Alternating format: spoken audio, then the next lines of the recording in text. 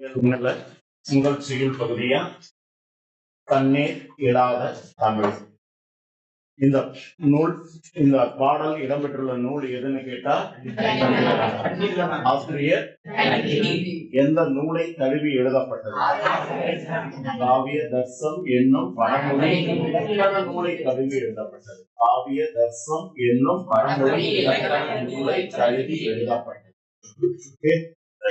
இதுல இல்லாத என்ற சொல்லுக்கு இலக்கண குறிப்பு கேட்டா, வெரி குட். இல்லாத என்பதன் இடைக்குறை விகாரம் அல்லது இடைக்குறை. ஏன்னா இடையில இல் என்ற எழுத்து குறைந்து வந்ததுனால இது இடைக்குறையாக எடுத்துக் கொள்ளப்படுகிறது. அதே போல தண்ணீர் என்ற சொல்லுக்கு புணர்ச்சி கேட்டா, தன் கூட்டல் நேர். என்ன விதி சொல்லியிருக்கேன்?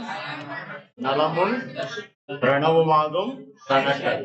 நலமும் பிரணவமாகும் கணக்கல். இந்த விதியை போட்டீங்கன்னா வறுமொழியில மெல்லினம் வந்திருக்கு. அந்த மெல்லினத்துக்கு இனமான அந்த நாக்கு பதிலா இந்த நா தோன்றி எனக்கு தண்ணீர் என மாறும்.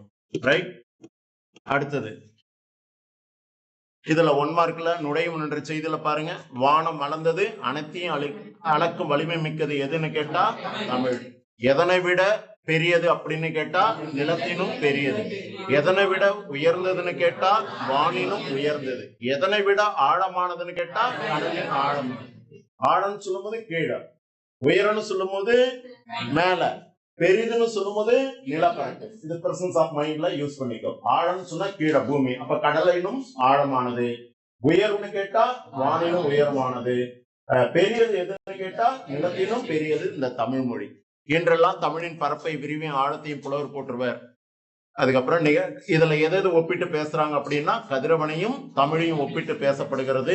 எதனை விட எது தண்ணீர் இல்லாதது அப்படின்னு பார்த்தா கதிரவனை விட தமிழ் தனக்கு நிகர் ஒன்றும் இல்லாத மொழியாக பேசப்பட்டிருக்கு. ரைட். மனநலம் கூடவே அப்படியே பார்த்துறேன். மொத்தம் 4 அடி, ஒவ்வொரு அடியிலும் 4 சீர்கள், கடைசி அடி மட்டும் முச்சீரு, 2ஆம் அடியில தனிச்சொல் பெற்று வந்திருக்கு. சரியா? அதே நேரத்துல சில எழுத்துக்கள் பார்க்கும் பொழுது பிராக்கெட்ல கொடுத்திருக்காங்க. சொல்லும் போது எடுத்துக்கலாம், ஆனா அசையா பிரிக்கும் போது அதை எடுக்க கூடாதுன்றதுக்காக தான் பிராக்கெட்ல கொடுத்திருக்காங்க. ரைட். வாய் விட்டு படிக்குமா? ரைட்.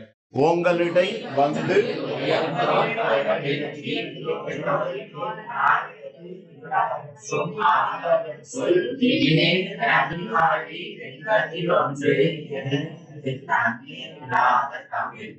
ஆசிரியர் இந்த பாட்டுல பயின்று வரும் பாவகை நல்லா கவனிக்கணும். கடைசி அடி முச்சீரா இருந்தா அது வெண்பா. அதுல 2ஆம் அடியில தனிச்சுற்று பெற்று வந்ததுனால அது நேரிசை வெண்பாவுடைய வகையில சொல்லப்பட்டிருக்கு. இந்த பாட்டுல பயின்று வரும் அணி என்ன சார் அப்படின்னு கேட்டால் பொருள் வேற்றுமணி.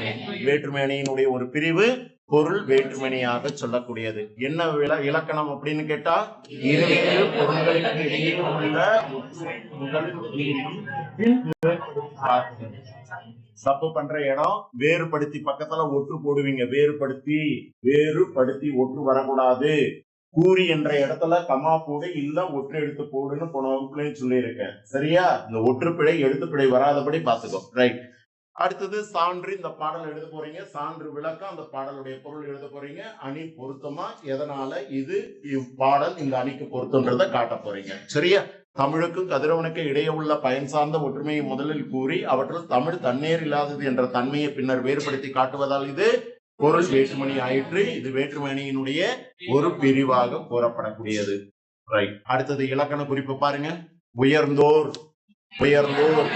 செயலை செய்தவர் உயர்ந்தோர் அப்படின்னு செயலை செய்த கருத்தாவை கொண்டு அணைந்து வந்ததுனால இது இலக்கண குறிப்பு என்ன? வினையால் அணையம் பெயர். இதை எடுத்து எழுதும் போது கூட சில பேர் தப்பு பண்றீங்க. வினைன்னு சொல்லும் போது செயல் ரன்னகர நா வரணும். அணையும்ன்றதுக்கு டன்னகர நாவுடைய நை வரணும். இடம் மாத்தி போட்டுட்டீங்கன்னா மீனிங் மாறிடும். சரியா?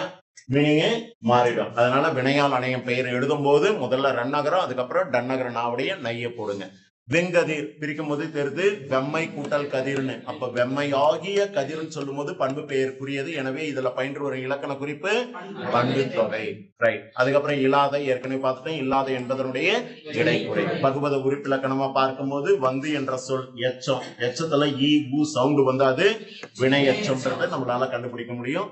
அப்ப கொடுத்த சொல்லுல பாத்தீங்கன்னா முதல் எழுத்து வா குறிலா இருக்கு, ஆனா குறியில பொருள் தராது. அதனால நான் என்ன பண்றேன், நெடிலா எடுத்துக்கிட்டேன். அப்ப இந்த எழுத்தை அடைப்பு குறிக்குள்ள போட்டுக்கிட்டேன். இந்து வந்தாலே அது உறுப்பு கிடையாது, அதனால இத்து சேர்த்து இந்த அடைப்பு குறிக்குள்ள போட்டுக்கிட்டேன். தூவ பிரிக்கிறேன், இத்து கூட்டல் ஊ. இப்ப வா சொல்லுக்கு முதல்ல வந்ததுனால பகுதி, அது என்னென்ன குறியது, வா என குறுகியது விகாரம். இப்படியும் எழுதலாம்னு வகுப்புல சொல்லி இருந்தேன். எப்படி வா சாரி வா வா என நீண்டது விகாரம்னு காட்டலாம் இல்லையா? இப்ப நான் இங்க வா பகுதி போட்டதுனால இங்க வ குறுகியதுன்னு விகாரமா எடுத்துட்டு இருக்கேன். குறியதுன்னா இங்க நெடிலா இருக்கு, கொடுத்துற சொல்லுல குறிலா இருக்கு, அதனால குறுகியது விகாரம்னு போட்டிருக்கேன். இத்து சந்தி, இத்து இந்தியனானது விகாரம். அடுத்து வரக்கூடிய இத்து இறந்த கால இடைநிலை. சில பேர் இந்த இறந்த கால ரெண்டு சொல்லுக்கு இடையில ஒற்று போடுறீங்க, வர வேண்டாம். சரியா? ரைட். அடுத்தது பாத்தீங்கன்னா உயர்ந்தோர் என்ற சொல்லுக்கு பகுபத உறுப்பிலக்கணமா கேட்கும் போது உயர் இந்து வந்தாலே இத்து போட்டு பிராக்கெட்ல இந்து காட்டுறீங்க. தோவை பிரிச்சா இத்து கூட்டல் ஓ, கடைசியா இருக்கக்கூடிய இரு அது கூட சேர்த்துக்கிற. ஆக்சுவலா ஆறுன்னு வந்திருக்கணும், ஆனா இங்க என்னன்னு வந்திருக்கு, ஓருன்னு வந்திருக்கு. அப்ப ஆறுன்னு வந்தாலே அது என்ன விகுதின்னு கேட்டா பலர்பால் வினைமுற்று விகுதி. அப்ப ஆறு என்பதன் ஈற்று அயல் எழுத்து. இந்த இடத்துல எழுதும் போது கூட சில பேர் தப்பு பண்றீங்க, நீ பிரிச்சு சேர்த்து எழுதிப்பார். ஈற்று ஈற்று அயல் எழுத்து, ஈற்று அயல் எழுத்தான. இப்ப சேர்த்து எழுதும் போது பாருங்க, இந்த இடத்துல ஊ கெட்டு போச்சுன்னா மீதி என்ன இருக்குன்னா இரு, இரு கூட்டல் ஆ ரா, அதுக்கப்புறம் இல்லு கூட்டல் ஏ சேர்த்தா லே. அப்போ ஈ எழுதுறோம் பாருங்க, ஈ இற்ற, அதுக்கப்புறம் யா இருக்கு, அதுக்கப்புறம் லே எழுத்தான, ஈற்று அயல் எழுத்தான. நீ பிரிச்சு கூட எழுதலாம், தப்பு இல்லை. இப்படிதான் எழுதுனா உனக்கு தப்பு வருதா, இது போல எழுதிக்க பிரிச்சு. ஈற்று அயல் எழுத்தான ஆ ஓ யாக திரியும், அல்லது ஆர் ஓர் என ஆனது விகாரம், திரிந்தது விகாரம். எதனா ஒண்ணு எழுதி.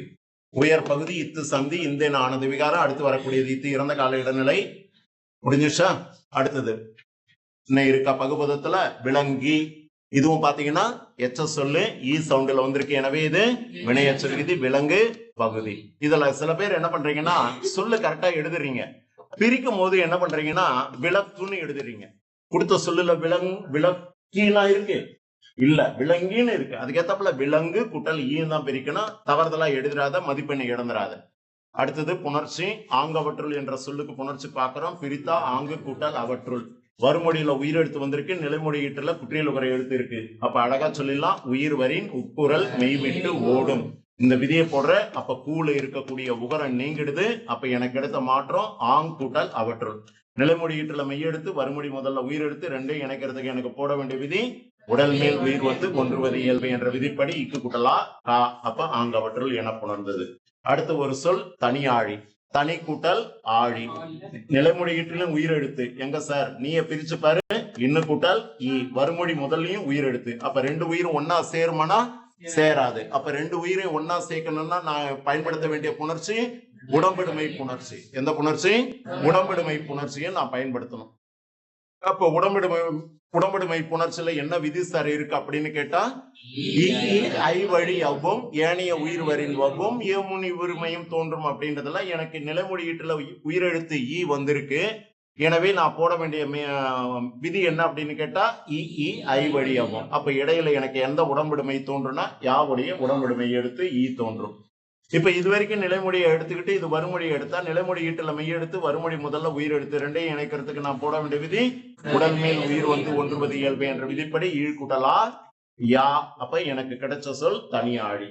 ஓகே, சொல்ல பிரிக்கிற இடத்துலயே நீ கவனிக்கலாம் என்ன விதி வரும்ட்டு. அந்த விதி கேட்டாப்புல பயன்படுத்தினா சரியாயிடும். அடுத்தது வெங்கதிர், வெம்மை கூட்டல் கதிர். இதை மட்டும் இந்த சொல்லு தேர்வுல வந்தா கொஞ்சம் ஒரு நிமிஷம் அதுக்கு யோசனை பண்ணு. வெண்மை ஆர் வெம்மை ரெண்டுமே நிறம் தான். வெண்மைன்னு போட்டா ஒயிட், வெம்மைன்னு போட்டீங்கன்னா சிவந்த நிறம். அப்ப வித்தியாசத்துல இருக்கு. அப்ப வெம்மை கூட்டல் கதிர்னு சொல்லும் போது நிலைமொழி ஈட்டுல மையன விகுதி கெடணும்னா ஈறு போதல். அப்ப அந்த மை கெட்டதுன்னா வெம் கூட்டல் கதிர். நிலைமொழியில ஒரு எழுத்து இன்னொரு எழுத்தா மாறணும் அப்படின்னா ஒரே விதியில முன்னின்ற மெய் தெரிதல். அப்ப குறில் எழுத்துக்கு முன்னாடி இருக்கக்கூடிய இந்த மெய் வருமொழி வல்லினத்துக்கு ஏற்றாற் போல மாறணும். அப்ப முன்னின்ற மெய் தெரிதல் என்ற விதியை போட்டா இம்மு வருமொழி வல்லினமா இருக்க காக்கு இனமான மெய்யெழுத்து இங்கு தோன்றி எனக்கு வெங்கதிர் என ஆனது. இது எல்லாமே எப்படி எழுதணும்? பாக்ஸ் போட்டு எழுதணும்னு சொல்லியிருக்கேன். சரியா? விதி மாற்றம் அந்த அடிப்படையில ஒரு விதியா இருந்தா விதின்னு போடு, ஒன்றுக்கு மேற்பட்ட விதியா இருந்தா விதிகள் மாற்றங்கள் அப்படின்னு போட்டு காட்டு. ஓகே, அடுத்தது இதுல இருந்தும் நாளைக்கு இன்னைக்கு எழுத போற தேர்வுல உங்களுக்கு எதிர்பார்க்கலாம். அணி இலக்கணத்தை மட்டுமே கூறும் நூல்கள்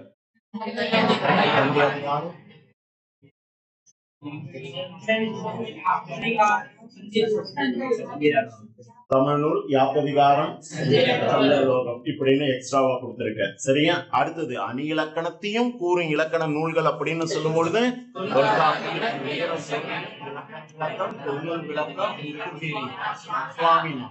இதுல எந்த நூலுக்கு குட்டி தொல்காப்பியம்னு பேர்? அப்போ 1 மார்க்ல கேட்கலாமா? குட்டி தொல்காப்பியம் என்று அழைக்கப்படும் அணி இலக்கண நூல் எதுன்னு கேட்டா ரைட், தொன்னூல் விளக்கம் என்று சொல்லக்கூடிய நூல். மைண்ட்ல வச்சுக்குங்க. அடுத்தது இந்த இடத்துலயும் குவளை ஆனந்தம் அப்படின்னும் போது குவள யானந்தம் இப்படி சிலபல் போட்டு படிச்சு எழுதுங்க. அதே போல மாறன் அலங்காரம், மாற நலங்காரம் அப்படின்றத பிரிச்சு படிச்சு எழுதி பார்த்துங்க. ரைட். இப்ப நூல் பற்றிய குறிப்போ ஆசிரியர் பற்றிய குறிப்போ கேட்கும் பொழுது இப்போ அணி இலக்கணத்தை கூறும் நூல்களுள் ஒன்று தண்டி அலங்காரம். அப்ப நூல் பற்றிய குறிப்பு. இந்நூல் எத்தனை பிரிவுகளை உடையதுன்னா 3. ஒன்னு பொதுவியல், இன்னொன்னு பொருள் அணியல், இன்னொன்னு சொல்லணியல். 3 விரலை நல்லா தூக்கிங்க. முதல்ல இருக்கிறது பொதுவியல், அடுத்தது வரக்கூடியது பொருள் அணியல், அடுத்தது இருக்கிறது சொல்லணியல். இதுல நடுவுல இருக்கக்கூடிய பொருள் அணியில இருந்துதான் நமக்கு பாடல் தேர்வு செய்து கொடுக்கப்பட்டிருக்கு. தன்னேர் இல்லாத தமிழ் என்ற பாடல் பொருள் அணியிலிருந்து வந்திருக்கு. இலக்கண நூலார் மற்றும் உரையாசிரியர்கள் பலரால் எடுத்தாளப்பட்ட பெருமை பெற்றது. பாடப்பகுதி பொருள் அணியிலிருந்து உரை மேற்கோள் பாடலாக வந்திருக்கக்கூடியது. இது எந்த நூலை தழுவி எழுதப்பட்டதுன்னா காவியதர்சன் என்ற வடமொழி இலக்கண நூலை தழுவி எழுதப்பட்டது. எனவே இது ஒரு தழுவல் நூல்னு சொல்லலாம் அல்லது வழி நூலாகவும் சொல்லலாம். இயற்றப்பட்ட காலம் எந்த நூற்றாண்டு சார் அப்படின்னா கிபி 12ஆம் நூற்றாண்டு. அப்ப ஆசிரியர் வாழ்ந்த காலமும் கிபி 12ஆம் நூற்றாண்டு. ஆசிரியர் பெயர் என்னன்னு கேட்டா தண்டி. எந்த நாட்டை சேர்ந்தவர்? இதை தவிர அவர் எழுதின நூல்கள் அப்படின்னு சொல்லும்போது எழுதியிருக்கிறார் அப்படின்றத நம்ம பார்த்திருக்கிறோம். ஓகே, அடுத்தது இது வரைக்கும் நான் பார்த்தது தண்ணீர் இல்லாத தமிழ். அடுத்தது தமிழ் மொழியின் அடையாளங்களை மீட்டவர் என்று சொல்லக்கூடிய உரைநடை பகுதிக்கு போறோம். யார் சார் இந்த கட்டுரையை நம்ம பாடப்பகுதியில் கொடுத்திருக்காருன்னா மயிலை சீனி வேங்கடசாமியுடைய கட்டுரையாக இந்த வந்திருக்கு. தொன்மையான தமிழ் மொழி தோன்றிய காலம் தொட்டு மக்களாலும் அறிஞர்களாலும் சிறப்பிக்கப்பட்டு வருகிறது. இலக்கண இலக்கிய நூல்களும் அவற்றுக்கான உரைகளும் தமிழின் மேன்மையை உயர்த்தின. பிற்காலத்தில் ஆய்வாளர்கள் பலர் தமிழின் பன்முகத்தன்மையை எடுத்துரைக்கும் ஆய்வுகளை வெளியிட்டனர். இது எல்லாமே பார்த்தீங்கன்னா ஆய்வு நூல்கள், ஆய்வு கட்டுரைகளாக கூறப்பட்டிருக்கக்கூடியது. அதனால படிக்கக்கூடியவர்களுடைய எண்ணிக்கை மிக குறைவு. இருந்தாலும் மனம் தளராம அத்தகைய ஆய்வு நூல்களை வெளியிட்ட பெருமை மயிலை சீனி வேங்கடசாமியை சாரும். கல்வெட்டுகளை ஆய்ந்தும் தமிழை செழுமைப்படுத்தியதனால் அப்படிப்பட்ட ஆய்வாளர்கள் ஒருவனான மயிலை சீனி வேங்கடசாமி அவர்கள் தமிழ் மொழியின் பன்முக ஆற்றலை புலப்படுத்தியுள்ளார். தமிழ் மொழியின் பெரும்பரப்பு இவர் தம் ஆய்வு வழியாக வெளிப்பட்டு உள்ளது என்னன்றத பார்ப்போம். இதுல முன்னுரைக்கு இந்த பேராகிராஃப் உங்களுக்கு யூஸ் ஆகும். மயிலை சீனி வேங்கடசாமி ஓர் ஆராய்ச்சி பேரறிஞர் என்பதை நிறுவுக அப்படின்றதுக்கு முன்னுரை இந்த பேராகிராஃப் இருந்துதான் கையில கொடுத்திருப்பாங்கன்னு நினைக்கிறேன். சேசர்னும் ஒவ்வொருவரும் எதை தெரிஞ்சிருக்கணும்? தன்னுடைய தேசிய இனமும் தன்னுடைய கடந்த கால வரலாற்றை தெரிந்திருந்தால் மட்டும்தான் என்ன பண்ண முடியும்? இலக்குகளை அடைய முடியும். அத்தகைய இன வரலாற்றை இலக்கியம், தொல்லியல், கல்வெட்டு, பண்பாடு ஆகிய தரவுகளின் அடிப்படையில் தேடி தொகுத்து எழுதிய ஆளுமைகள் முக்கியமானவர் மயிலை சீனி வேங்கடசாமி. இவருடைய தந்தை பெயர் என்னன்னு பார்த்தோம், சீனிவாசன். எந்த ஊர்ல பிறந்தாரு? எப்போ? 16/12/1900 சென்னையில மயிலாப்பூரில் பிறந்தவர். தந்தை பெயர் சீனிவாசன். என்னவா இருந்தார்னா சித்த மருத்துவர். அண்ணன் என்று சொல்லக்கூடிய தமையன் கோவிந்தராசன் தமிழ் ஆசிரியராக இருந்தாரு. அதனால அண்ணனுடைய தமிழ் பின்புலம், தந்தையினுடைய சித்த மருத்துவத்தினுடைய பின்புலம் இவரு இந்த ஆராய்ச்சியில ஈடுபடுவதற்கு இவருக்கு பெருந்துணையாக இருந்தது அப்படின்றத இளமை கால வாழ்க்கையில எழுத போறீங்க. தமிழ் பற்று தன் முன்னோர் வழியாக எனக்கு கிடைத்த சீதனம் அப்படின்னு சொல்லப்பட்டிருக்கக்கூடியது. அடுத்தது பாத்தீங்கன்னா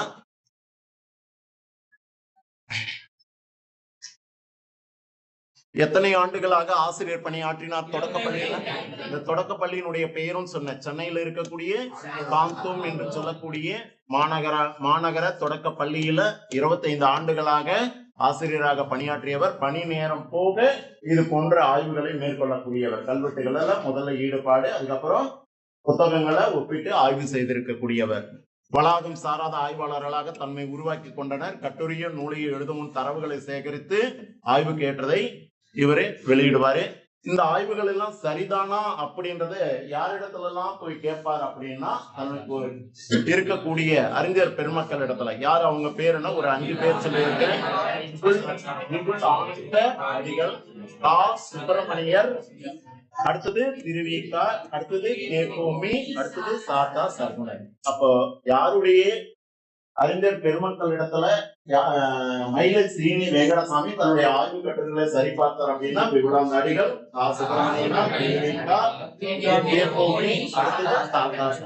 சாத்தா சர்க்குணருடைய உரையை கேட்டுதான் அவர் எழுதின நூல் என்னன்னு கேட்டா தமிழும். அதே போல தன்னுடைய ஆய்வு கட்டுரைகளை வெளிவந்த இதழ்கள் எது எது அப்படின்னு கேட்டா ஒரு 5. லட்சுமி என்ற 2 மகள்கள் அப்படின்னு ஒரு கதையை நான் சொல்லி முடிச்சிருக்கேன். அதையும் ஞாபகத்துல வச்சுங்க. இந்த தொடக்க கால ஆய்வுல ஒற்று வரக்கூடாது. கைட்ல போட்டு இருந்தா நீக்கிடு, ஏன்னா புக்ல இல்ல, அதனால போடாது. 1934 போன வகுப்புல கேட்ட ஆண்டு 1934, 1950, 1962 இந்த இயர்லாம் கொஞ்சம் ஞாபகத்துல வச்சுக்கணும் இந்த பாடத்துல, சரியா? 1934 தேப்பு மீனாட்சி சுந்தரனார் சிந்தாதிரி பேட்டை. இந்த சிந்தாதிரி பேட்டைக்கு இன்னொரு பெயர் என்ன? எங்க பார்த்தோம்? அந்த சிந்தாதிரிப்பேட்டை உயர்நிலை பள்ளியில நடத்திய தமிழ் ஆராய்ச்சி மாநாட்டில் சாத்தா சர்க்குணர் கிறித்துவம் தமிழ் என்ற பொருளை குறித்து உரையாற்றினார். அதனுடைய தாக்கத்தினுடைய அடிப்படையில கிறித்துவம் தமிழ் என்ற சமய நூலை எழுதினார். அதனைத் தொடர்ந்து பௌத்தமும் தமிழும் சமணமும் தமிழும் என்ற சமய நூல்களை எழுதிய பெருமை இந்த மயிலை சீனி வெங்கடசாமியை சாரும். இது எல்லாம் தொடக்க கால ஆய்வுகள்ல. அதுக்கப்புறம் இவர் மற்ற துறைகளிலும் இவர் கவனம் செலுத்தினார் அப்படின்னு சொல்லும்போது, என்னென்ன துறைகளில் அப்படின்னு சொல்லும்போது, சமயம், மாநிலவியல், தமிழக வரலாறு, தொல்பொருள் ஆய்வு, கலை வரலாறு, மொழி ஆய்வு. இதுலயும் பாத்தீங்கன்னா ஒரு 6 வருதா? 1 2 3 4 5 6 7 இருக்கு. 1 2 3 4 5 6 இருக்கு. எல்லாத்துலயும் 5 5 இருந்தது. இதுல மட்டும் ஒரு 1 கூடுதலா இருக்கு. என்னன்னா சமயம் சார்ந்தது, மாநிலவியல் சார்ந்தது, தமிழக ஆய்வு, மொழி ஆய்வு. ரைட். இதுலயும் அவருடைய கவனம் செலுத்தப்பட்டு இருந்தது. இவரை அறிந்த எழுத்துக்கள் என்னென்ன எழுத்துக்கள் அப்படின்னு கேட்டா, வட்டு எழுத்து, கோல் எழுத்து, தமிழ் பிராமி சொல்லக்கூடிய எழுத்துக்கள். நாங்க ஒற்று போட சொல்லி இருந்தேன் இல்லையா?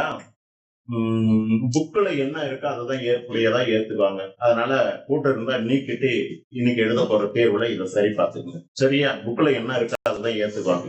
ஏன் போட்டோம் அப்படின்றத காரணத்துல அங்க போய் விளக்கிட்டு இருக்க முடியாது. அதனால வரணும், ஆனா புக்ல இல்லாதனால நீங்களும் விட்டுட்டே எழுதுங்க. அடுத்தது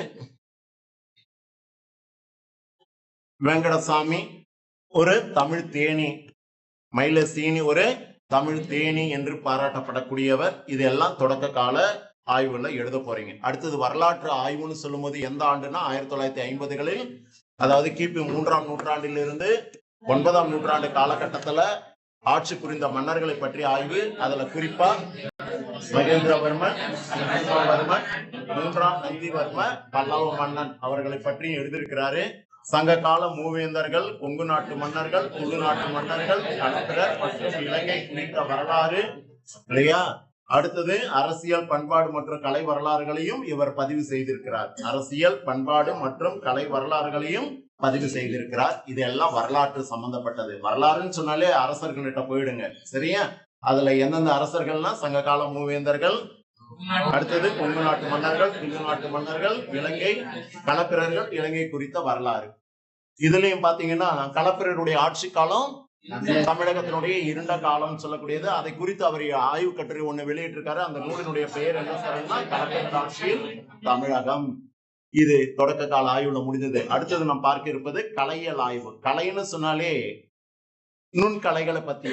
அப்ப இந்த நுண்கலைகள்ல பார்க்கும் பொழுது தமிழ்ல இருக்கக்கூடிய அழகு கலைகள் அதையெல்லாம் தமிழர் மறந்ததுனால அதை மீண்டும் இந்த உலகிற்கு அறிமுகப்படுத்திய பெருமை இந்த மயிலை சீனி வெங்கடசாமியை உணர்த்தக்கூடியது. அவ்வாறு எழுதக்கூடிய அந்த ஆய்வுகளில அவரே ஓவியம் தீட்டக்கூடியவராக இருந்தார். ஏன்னா ஏற்கனவே ஓவிய கல்லூரியில படிச்சதுனால ஓவியம் தொடர்பான இவருடைய ஆய்வுகள் தமிழ் சமூக வரலாற்றுக்கு புதிய வரவலாக அமைந்தன.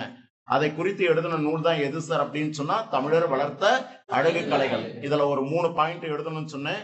ஒண்ணு, தமிழரது கலைத்திறனை எடுத்துவதும் ஒரு நூல் இந்த தமிழர் வளர்த்த அழகு கலைகள். இது எதை பற்றி கூறுவது? கவின் கலைகள் குறித்து தமிழில் வெளிவந்த முழுமையான முதல் நூல். அதே நேரத்தில் தமிழக அரசனுடைய முதல் பரிசினை பெற்ற ஒரு நூல். இந்த 3 பாயிண்டும் தமிழரது கலைகள் குறித்த செய்தி. சரியா? அழகு கலைகள் குறித்த செய்தி.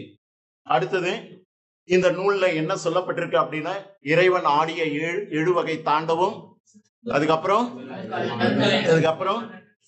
இசை நுண்கலைகள், அடுத்தது இசைவாணர்கள் கதைகள் ஆகியவை கலைகளை பற்றி இவருடைய பிற நூல்களும் காணப்படுகின்றன.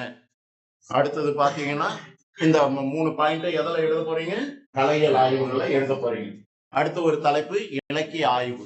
இலக்கிய ஆய்வு எந்த ஆண்டு அப்படின்னு சொன்னா 1962ஆம் ஆண்டு அண்ணாமலை பல்கலைக்கழக தமிழ்துறையின் அறக்கட்டளை சொற்பொழி ஒன்றை நிகழ்த்தி கொண்டிருக்கும் பொழுது இல்லையா, அந்த சொற்பொழி மூலம் அவரது ஆய்வு பயணம் தொல்காப்பியம், சங்க இலக்கியம், கல்வெட்டுகள் ஆகியவற்றை நோக்கி நகர்ந்தது. அதன் விளைவாக சங்ககால தமிழக வரலாற்றில் சில செய்திகள், பழங்கால தமிழருடைய வணிகம், களப்பிரர் ஆட்சியில் தமிழகம், கொங்கு நாட்டு வரலாறு, தமிழ்நாட்டு வரலாறு, சங்ககால ஆகிய நூல்களையும் இவர் எழுதியிருக்கிறார். இதுல இன்னும் முக்கியமானது தமிழ்நாட்டு வரலாறு என்று சொல்லக்கூடிய நூல் இவருடைய நூல். இப்ப தனிப்பட்ட முறையில ஒரு கேள்வி கேட்கலாம். மயிலை சீனி வெங்கடசாமி அவர்கள் இயற்றிய நூல்கள் யாவை? என்னென்ன நூல் எழுதினார்? இப்ப பார்த்தது வரைக்கும் சொல்லுங்க.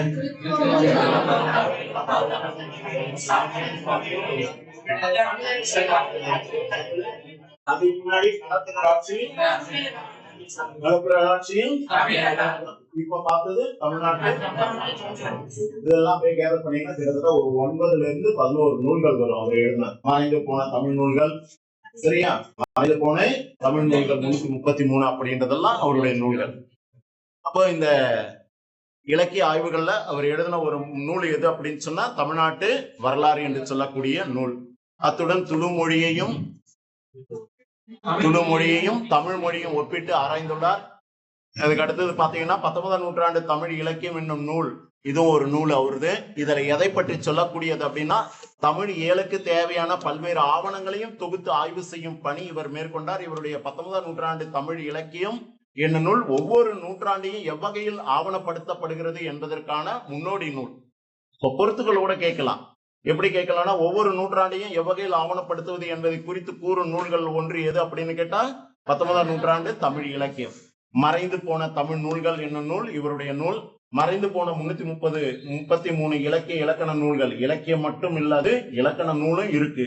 அது தொடர்பான குறிப்புகளை நமக்கு வெளிப்படுத்தியவர் இந்த மயிலை சீனி வேங்கடசாமி. இது எல்லாமே இலக்கிய ஆய்வுகள்ல வரக்கூடியது. அடுத்தது அவருடைய பன்மொழி புலமைன்னு சொல்லும்போது எந்தெந்த மொழியில புலமை பெற்றிருந்தார் அப்படின்னா ஒரு 5 மொழிகள் சொல்லியிருந்தேன். அது என்னென்ன அப்படின்னு சொன்னா, பாலி, முதல்ல தமிழ்நாடு ஒட்டி இருக்கக்கூடிய மலையாளம், அடுத்தது கன்னடம், சமஸ்கிருதம், பாலி, உலக மொழியாக சொல்லக்கூடிய ஆங்கிலம். இந்த மொழிகளில கை தேர்ந்தவராக இருந்தாரு.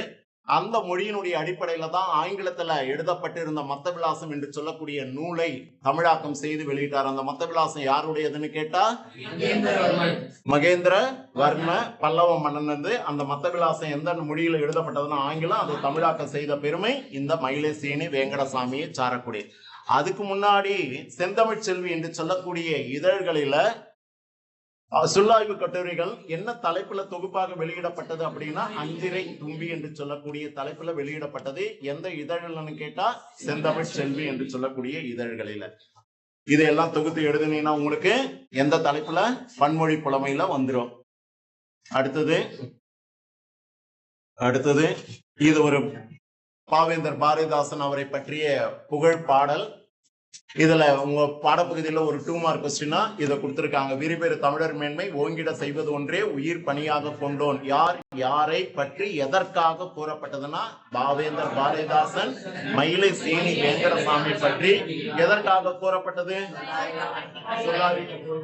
செய்தி வெளியிட்டதுனால இல்லையா?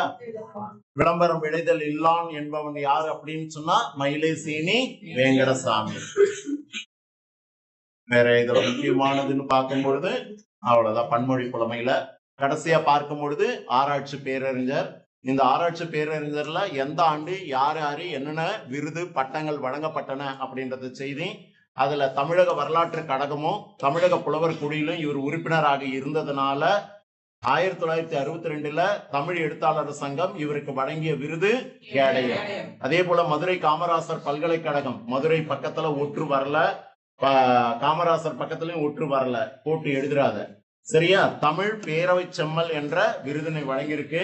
அதே நேரத்துல இம்மாமனிதருக்கு அறிஞர்கள் பலர் ஒன்று கூடி விழா எடுத்து ஆராய்ச்சி பேரறிஞர் என்ற பட்டத்தையும் வழங்கினர். எங்க அப்படின்னு சொன்னா கோகுலே மண்டபத்துல ஒன்று கூடி இவருக்கு ஆராய்ச்சி பேரறிஞர் என்ற பட்டமும் வழங்கப்பட்டது. இந்த கடைசி பேராகிராஃப முடிவுரையா எடுத்துக்குங்க. கடைசி பேராகிராஃப முடிவுரையா எடுத்துக்குங்க. வாங்க, இத முடிவுரையா எடுத்துக்குங்க சரியா. அப்ப முன்னுரை முதல் பேராகிராஃப், முடிவுரை இறுதி பேராகிராஃபை எடுத்துங்க. இடையில என்னென்ன தலைப்பு பார்த்தோம்? இளமை கால வாழ்க்கை, தொடக்க கால வாழ்க்கை, அப்புறம்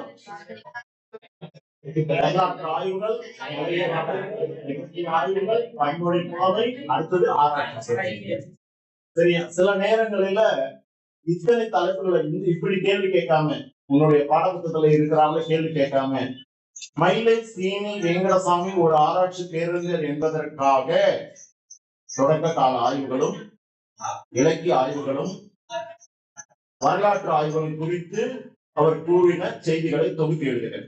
அவனை டாபிக் கொடுத்துருவோம். அப்ப அந்த டாபிக்ல உண்டான விடைகளை முன்னுரை முடிவை போட்டு எழுதுனா போதுமான சரிங்களா. ஏன்னா 6 மதிப்பெண்ணுக்கு அவ்வளவு பேராகிராஃப் தேவையா அப்படின்னு சில நேரங்கள்ல கொஸ்டின் எடுக்கிறவங்க கீ ஆன்சர் இது வரைக்கும் கொடுப்பாங்க. ஓகே, இப்ப இந்த பாடம் முடிச்சாச்சு. இதுல நூல் வெளியில கொஞ்சம் சேரன் கொடியில இருக்கக்கூடிய சின்னம் வில்லு, சோழன்ல பாண்டியன்ல, ஆனா பசும்பொன் பாண்டியன் பயன்படுத்திய கொடியில என்ன இருந்தது? யானை சின்னம். அப்படின்னு சொன்ன நூல் எது? எந்த பாடல் அப்படின்னு கண்டுபிடிச்சு வெளிப்படுத்தியவர் யாருன்னு கேட்டா வெங்கடசாமி. இந்த செய்தியை தெரிஞ்சிருக்கணும், பொறுத்துகளையும் கேட்கறதுக்கு வாய்ப்பு உண்டு. அடுத்தது இளந்தமிழி ஆசிரியர் சிற்பி பாலசுப்ரமணியம். இவர் பிறந்த ஊர் எங்க சார் அப்படின்னு சொன்னா கோவை மாவட்டம் ஆத்து பொள்ளாச்சி என்று சொல்லக்கூடிய ஊரினை சேர்ந்தவர். எங்க விரிவுரையாளரா பணியாற்றினார் அப்படின்னு சொன்னா நல்லமுத்து மகாலிங்கம் கல்லூரியில, கவுண்டர் கல்லூரியில விரிவுரையாளராக, பிறகு பாரதியார் பல்கலைக்கழகத்துல தமிழ் துறை தலைவராக பணியாற்றியவர். இவர் எழுதின கவிதை நூல்கள் என்னென்ன அப்படின்னு பாத்தீங்கன்னா நிலவுப்பு, சூரிய நிழல், ஒளிப்பறவை, அதுக்கப்புறம் பூஜ்யங்களின் சங்கிலி, அதுக்கப்புறம் ஒரு கிராமத்து நதி. இது எல்லாம் அவருடைய இன்னொரு நூல்கள் உன்னுடைய பாடப்புத்தகத்தில் கொடுத்திருக்காங்க. மௌன மயக்கங்கள், ஒளிப்பறவை, சர்வையாகும், சூரிய நிழல், அதுக்கு முன்னாடி நிலவுப்பு தான் என்ன கவிதை தொகுப்பு, அடுத்தது பூஜ்யங்களின் சங்கிலி. இவர் எழுதின உரைநடை நூல்கள் அப்படின்னு சொல்லும்போது எது எது சார் அப்படின்னா மலையாள கவிதை அலையும் சுவடும், இன்னொன்னு இலக்கிய சிந்தனைகள் என்று சொல்லக்கூடிய நூல் உரைநடை நூலாக சொல்லக்கூடியது. மொழிபெயர்ப்பு நூல் எது சார் அப்படின்னு சொன்னா அக்னி சாட்சி என்று சொல்லக்கூடியது. இதுல குடுக்கலையா அதுல ரைட். அக்னி சாட்சி என்பது இவருடைய மொழிபெயர்ப்பு நூலாக சொல்லக்கூடியது, மலையாள மொழியில மொழிபெயர்க்கப்பட்டது. இவருடைய கவிதைகள்லாம் எந்த மொழியில மொழிபெயர்க்கப்பட்டிருக்கு அப்படின்னா ஆங்கிலம், கன்னடம், மலையாளம், மராத்தி மற்றும் இந்தி மொழிகளெல்லாம் இதுலயும் பாத்தீங்கன்னா 5 மொழிகள் இருக்கு, அதையும் தெரிஞ்சுக்கங்க. இந்த கிராமத்து நதி அப்படின்னு சொல்லும் பொழுது எந்த ஆண்டு அப்படின்னு கேட்டா 2002 அக்னி சாட்சி 2001. அப்ப இருமுறை சாகித்ய அகாடமி விருது பெற்றவர் யாருன்னு கேட்டா சிற்பி பாலசுப்ரமணியம். இப்ப இந்த பாடல் வரிகளில பொருள் எல்லாருக்கும் தெரியும் இல்லையா. தமிழ் மொழியை எவ்வாறு கூவி வர வேண்டும் அப்படின்னா தமிழ் குயிலை போல கூவி வர வேண்டும் சொன்னாரு. எதனை போல சீறி வர வேண்டும் சொன்னா கூண்டில் அடைப்பட்ட சிங்கம் எப்படி கூண்டை உடைத்து எழுந்து சீறி வருமோ அது போல தமிழே நீ சீறி வா என்று அழைக்கின்றார். இதுல பாடலுடைய பொருள் தெரியும். இலக்கண குறிப்புக்கு வாங்க. செம்பருதி, செந்நிறம், செந்தமிழ், இது எல்லாமே நிறத்தினுடைய அடிப்படையில வந்திருக்கு. அதனால கண்ணை மூடிட்டு எழுதலாம். பண்பு தொகைகள் அப்படின்றது. சிவந்துன்றது எச்ச சொல், எனவே இது வினையச்சம். வியர்வை வெள்ளம், வியர்வையாகிய வெள்ளம், அப்ப ஆகிய என்ற உறுப்பு சொல்லுக்குள்ள மறைஞ்சிருக்கு, எனவே இது உருவகம். முத்து முத்தாய், ஒரு சொல் மீண்டும் அடிக்கு வந்து ஒரே பொருளை தந்தாது அடுக்கு தொடராக சொல்லக்கூடியது. உறுப்பிலக்கணத்துல பாத்தீங்கன்னா சாய்ப்பான், எளிமையா எழுதலாம். பகுதி சாய், அடுத்து வரக்கூடிய இப்பு, பாவ பிரிச்சா இப்பு கூட்டலா, கடைசியா இருக்கக்கூடிய இன்னு சேர்த்துட்டேன். சொல்லுக்கு முதல்ல வந்த பகுதி, அடுத்து வரக்கூடிய சந்தி, அடுத்து வரக்கூடியது இப்போ இவ்வு வந்தா அது எந்த காலம் சார் அப்படின்னா எதிர்கால இடைநிலை. கடைசியில ஆண் வந்திருக்கு. ஆண்னாலே கடற்கை, ஆண்பால் வினைமுற்றுக்கு விகுதி. ஆண் வந்தாலே என்ன விகுதி? ஆண்பால் வினைமுற்று விகுதி. சார் இந்த படற்கை எழுதும் போது சில பேர் தப்பு பண்றீங்க, அந்த தப்பு வராதபடி பாத்துக்கோ. இடையின பக்கத்துல வல்லினம் வந்திருக்கு, இரு பக்கத்துல இக்கு வரலாம். ஆனா வல்லின ஊற்று பக்கத்துல இன்னொரு வல்லின ஊற்று வரக்கூடாது. அதனால இந்த எழுத்து வரக்கூடாது, இதுதான் வரணும்ன்றத மைண்ட்ல வச்சுக்கோ. அடுத்தது விம்முகின்ற, விம்மு கின்று ஆ வந்தாலே எச்சம். என்ன எச்சம்னு கேட்டா பெயர் எச்சம். அப்ப விம்மு பகுதி, கின்று என்பது நிகழ்கால இடைநிலை. அடுத்தது வியந்து, எச்ச சொல் ஊ சவுண்டுல முடிஞ்சிருக்கு. எனவே இது வினையச்சம். விய பகுதி, இத்து சந்தி, இந்தியன் ஆனது விகாரம். அடுத்து வரக்கூடியது இறந்த கால இடைநிலையாக சொல்லக்கூடியது. அடுத்தது இருந்தாய், முக்கியமா கேட்கலாம். ஏன்னா இருந்தாய் அப்படின்றது முற்று பெற்ற சொல்லா. ஈற்றுல எனக்கு என்ன விகுதி வந்திருக்கு? ஆய் போன்ற விகுதி வந்தா அது முன்னிலை ஒருமை வினைமுற்று. அப்ப இரு பகுதி, இத்து சந்தி, இந்தியன் ஆனது விகாரம். அடுத்து வரக்கூடிய இத்து இறந்த கால இடைநிலை. உணர்ச்சியில பாத்தீங்கன்னா செம்பருதி, செம்மை கூட்டல் பருதி, மையெண்ண விகுதி வெளிப்பட்டு வந்திருக்கு. எனவே அதை நீக்கணும்னா நான் போட வேண்டிய விதி ஈறு போதல். அப்போ ஒரே விதியில மாற்றம். அதுக்கு அடுத்தது வானம் எல்லாம் அப்படின்னு கொடுத்திருக்காங்க. வானம் கூட்டல் எல்லாம் நிலைமொழியீட்டுல மெய்யெழுத்து, வறுமொழி முதல்ல உயிரெடுத்து, ரெண்டையும் இணைக்கிறதுக்கு நான் போட வேண்டிய விதி உடல் மேல் உயிர் வந்து ஒன்றுவது இயல்பே. அடுத்தது உன்னை அல்லால், ஈஸியா பாயிண்ட் அவுட் பண்ணலாம். தனி ஆழி எப்படியோ அதே போலதான் இங்க உன்னை அல்லால். நிலைமொழி ஈட்டுல உயிரெடுத்து, வறுமொழி முதல்ல உயிரெடுத்து, ரெண்டு உயிரை இணைக்கிறதுக்கு இடையில ஒரு உடம்படுமை. அப்ப உடம்படுமை புணர்ச்சியில ரெண்டு சொல்லு இருக்கு, ஒண்ணு தனியாழி, இன்னொன்னு உன்னை எல்லாம். இப்படி பாயிண்ட் அவுட் பண்ணி வச்சுக்கிட்டீங்கன்னா ஈஸியா புணர்ச்சி எழுதிடலாம். அப்போ உன்னை கூட்டல் ஈ கூட்டல் அல்லால், இது நிலைமொழியை எடுத்துக்குங்க, இது வறுமொழி எடுத்துக்குங்க. அப்ப நிலைமொழி ஈட்டுல மெய்யெடுத்து, வறுமொழி முதல்ல உயிரெடுத்து, ரெண்டையும் இணைச்சுன்னா எனக்கு கிடைக்கிறது உன்னை அல்லால். அதே போல செந்தமிழியை பிரிச்சுன்னா செம்மை கூட்டல் தமிழ், நிலைமொழி ஈட்டுல மெய்யெடுத்து ஈர் போதல். இப்போ முன்னின்ற மெய் தெரிதல் போடலாமா அல்லது இனமிகள் போடலாமா சார் அப்படின்னா, முன்னாடி இருக்கக்கூடிய மெய் வறுமொழி வல்லினத்துக்கு ஏத்தாப்புல எனக்கு என்ன ஆகணும்? திரியணும். அப்ப முன்னின்ற மெய் தெரிதல் என்ற விதியை போட்டாதான் எனக்கு என்ன கிடைக்கும்னா செந்தமிழே என்ற சொல் கிடைக்கும். இப்போ இறுதியா இன்னொரு தலைப்பு இருக்கா, தம்பி நல்லையப்பருக்கு. ரைட், பாரதியார் எழுதின கடிதத்துல இருந்து வந்திருக்கக்கூடியது. இதுல நுழையும் என்ற செய்தியில பாத்தீங்கன்னா இதுல ஒரு கேள்வி கேட்கலாம். என்ன கேள்வினா, உறவுக்கும் அறிவுறுத்தலுக்கும் வேண்டுதலுக்கும் வணிகத்திற்கும் என்று கடிதங்கள் எழுதுகையில் அவற்றின் மொழியாட்சி மாறுபடுகிறது. அவற்றில் டேஷ் மாறுபடுகிறதுன்னு கேட்டா மொழியாட்சி மாறுபடுகிறது.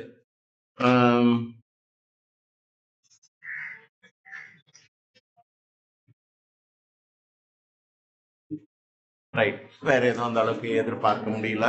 இதுல பாத்தீங்கன்னா எப்போ எங்கே கடிதம் எழுதப்பட்டதுன்னு கேட்பாங்க. புதுச்சேரி அல்லது பாண்டிச்சேரி அல்லது பாண்டி, எதை கொடுத்தாலும் சரி. எந்த தேதி சார்னா 19 ஜூலை மாசம் 1915. இந்த வருடத்திலேயே இருக்கு பாருங்க, 1915 தேதியை கண்டுபிடிச்சிடலாம். 1915 தேதியை கண்டுபிடிச்சிடலாம். ஜூலை மாதம்ன்றத ஞாபகத்துல வச்சுக்கோ. இதுல முக்கியமானது என்ன சார் அப்படின்னா, மொழிப்பற்று, சமூக பற்று. இந்த துணைப்பட கட்டுரையை நல்லா படிச்சுக்குங்க.